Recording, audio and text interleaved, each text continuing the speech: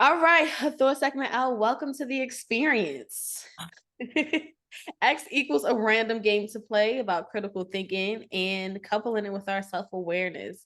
So, what I'm going to do now is I'm going to share with you a bunch of numbers and letters. All I need you to do at this point is just to pick 7 of them. And then those are going to be the pieces of content I'm going to share with you as we explore our experience today. I know an 8. Oh, wait. Woo. Okay, you said 8. 22. Okay. X. Okay. 60. You said 60. Okay. 33. All right. P. Okay. 11. All right. We got 8, 22, X, 60, 33, P, and 11. So on my end, I have a piece of content for all of these numbers. So that's how we randomize it. So it's not just me giving the content. Okay, that's Just to cool. spice it up a little bit. I think what was the other? Okay, 68. I ain't interested. Okay. Good. So you don't have to remember these at all. This is just for me to Click them. yeah. For the first piece of content that I shared with you, here's the game that we're going to play. It's fact or opinion. So I'm not sure the video will position us in this way, but you're looking for things that could be considered a fact and things that could be considered opinion based on whatever shared in the video. Okay. So we can at least try to identify 2 for each if you don't have more. And this is what I want to inspire or I want to encourage for anyone watching is that these games are for not only for me to kind of understand where my self-awareness journey, where I could be biased, but it's also to invite you all to just be better thinkers, to apply your own self-awareness journey to whatever content that we consume online, because we're all consuming so much content, but we don't really pause to think why we think the way that we do. And there's a source for all of these reasons. So this is the channel where you come and pause and we try to make it a little bit more gamified, but it is some work. This is the part of the self-work is to think a little bit more intentionally, but do it in a healthy way. The healthy way for me is games. I don't know what the healthy way is for everyone else, but here's the next one I'm gonna send over to you.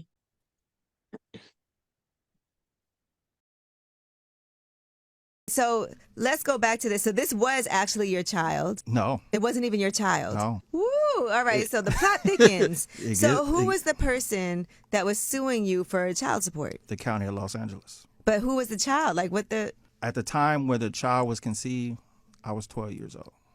It gets deep. It's on layers to unpack all of this. So once I turned 18, they started the case. I found out about 7 years later. So during that time, they was giving the mother government assistance, so Right. cash aid, food stamps. So this is how this money started to accumulate. Did you even know the mother? I know her. Yes. Okay. So it's crazy because she was a friend of my cousin at the time. Again, I'm 12 years old. This is in 1990, so it was a different time back then. So it's like that the day that we attempted to do something, that was the first day I met her. Okay. I'm 12 years old. Right. And it gets even How deep. old was she? I think she was 14 or 15. Okay. And me it was being my first time. I never even penetrated her. Okay. Like, I never penetrated her at all. So as time went on, it's like, okay, she had a baby, but it's like, okay, well, is it my child? Again, now I'm 13 years old. We're in 1990. There's no communication between families and things of this nature.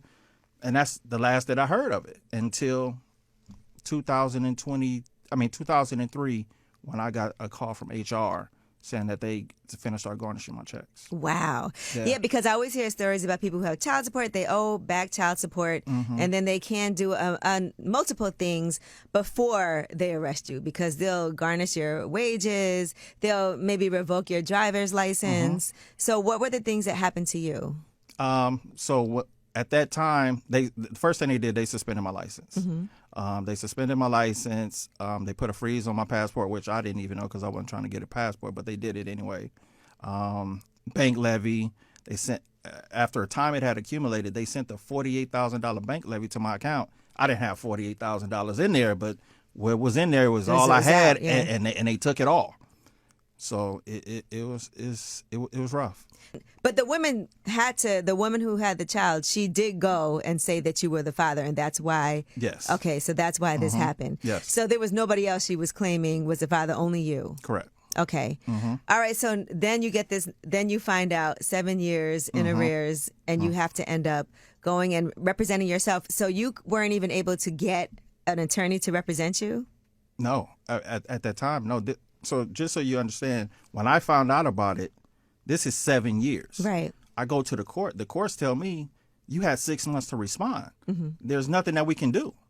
This went on for another 13 years. So now it's 20 years. Oh my gosh. Right. So now they're garnishing bank levies, license suspensions off and on. That affects your credit. That All of affects that. you being able to buy a house, get a car, sometimes even get a job, because people do check Of your course. credit in those situations. So this went on for 20 years. So when I took them to court, and everything changed for me. So I'm paying them on top of the money that they're taking. I'm paying an additional $50 so I can keep my license. But every year my license got suspended for a system error. So at this point, like I said, it's 13 years that went by. We doing this dance every year. I got to call you, pay you another $50 to release my license, pay the DMV another $75 to reinstate my license. And now I got to do this again next year because it's going to happen again. Right. So this particular year, I'm like, yo, why do I keep going through this? Like, man, this is fraud. Like, what? And a lady said, fraud? What do you mean fraud? You got served. And I'm like, wait, I got served? So you didn't even realize. No. Okay. And she's like, you got served? I'm like, well, tell me when I got served. She placed me on hold. She come back. I'm sorry, Mr. Tillman. We do not have your signature. I'm like, well, I know you don't have my signature because I've been with me every day of my life. I know I didn't get served. I've been with me every day. And she was like, but immediately she said, that don't matter anyway because you volunteered into the program. I said, I did what? I said, well, tell me what day I volunteered. I bullcrap you not, Angie. This lady put me on hold. I'm on a hold. She come back. I'm sorry, Mr. Tillman. We do not have your signature. I'm going crazy. As anyone, I need to speak to the manager, this, and this. They get me to, it's a department called Umbuzz. They are like internal affairs for child support, but they didn't do anything. Yeah. And from that point on, I knew that they were supposed to serve me. And at that point, I knew that child support was voluntary because she said I volunteered into the program. Wow. Okay, so child support was voluntary. Child support is voluntary. Is voluntary. Your child. Okay. All right, so here's the point of this game: is if it's fact or is opinion. So this was a really good find. Honestly, I was thinking of like, how are we gonna make this a fact or opinion game as I looked at the clip. But this is someone's story, right? So sometimes through stories, we can't really say whether or not it's true or not because they're telling their story that's the way they see it. But sometimes we can pull whatever they're saying in their messaging we can pull from whatever they're saying and identify what they're saying to be fact or an opinion. And sometimes we do have to make that pause because if you see any of the content online, it's almost like, oh, there's this heartbreaking story or something really crazy happened and everybody goes off the emotion of whatever the video is, but they don't really go into the process of fact or opinion. Now, I don't expect everyone to go through this every time, but the process of us seeing so much content, we probably should take some pauses. So I'm going to say what a fact and an opinion is. And you let me know if you were able to identify two for each. A fact is a statement that can be proven true or false based on objective evidence. It is something that is known to have occurred or to exist. Facts are verifiable through observation, measurement, or reliable sources. An opinion, on the other hand, is a statement that reflects someone's personal beliefs, feelings, or thoughts. Opinions are subjective and not universally accepted as true or false. Let me know if you can identify two facts and two opinions from what you just watched. did think one of the facts was the age in which it happened. Their ages of the 12 and the 14. I mean, that's factual. Um, and then another fact, I guess, would be if I would be able to look it up, but it seems like it's factual, is that child support being voluntary. Mm. See, that's something I would look up. That's one I would need to look up, but it's shocking what happened to him. I feel like somebody, my opinion is somebody didn't tell him that he got put on child support. Mhm. I think somebody else, maybe a relative, in my opinion, set that all up. Yeah.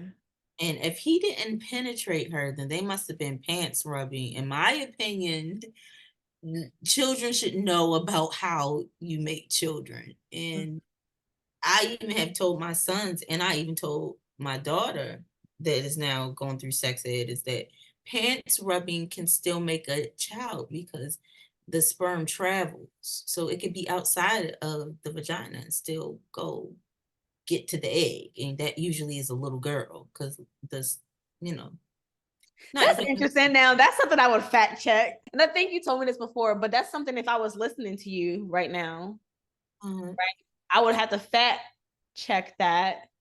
And even in the process of our fact checking, we might go on Google and one article might say it's true and one article might say it's wrong. So this is where we are in this age of technology, in this age. This is where we are in the age of information, is that even if you try to go read a book on it, who knows if that book is outdated? Who knows if the book came from someone else's opinion? If you go on, some people like criticize people who use Google or YouTube as research, but there are people who also was able to find credible information from Google and YouTube research. So there is something that I'm investigating as far as how do we actually get to the source and what is true and what is not true, and if that even exists, because there's always an opposite side and you can find a truth for almost anything if you really argue it well. All right. yeah, that's like the Bible. Mm-hmm. All right, so here's the next one.